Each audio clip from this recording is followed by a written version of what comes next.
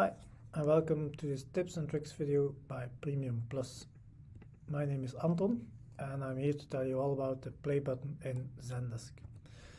Play button basically serves all tickets one by one automatically. It therefore uses the views order, and it will prevent you from working on the same ticket another agent is already working on. So let's take a look what it looks like in real life.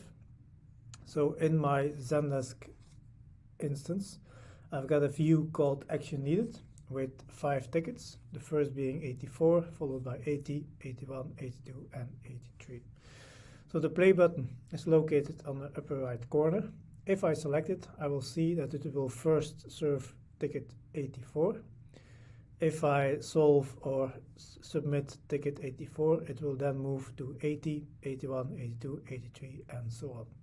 So it basically gives me an easy way to go through all tickets. So in ticket 84, I can see somebody asked me a question. I can reply to it, say, "I'll make it happen." And then, for instance, say, "Submit as on hold."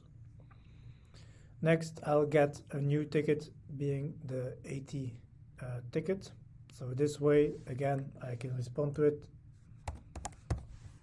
click submit as open or anything else like pending.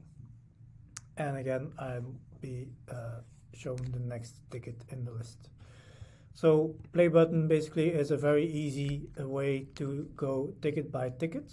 It will also, as said, prevent me from working on the same ticket as an agent, because if an agent is working on, let's say, ticket 82 and I am on 81 and I submit my ticket, I will then jump straight to 83 and leave 82 to the other agent. So that's it about the play button. Thanks for watching and see you next time.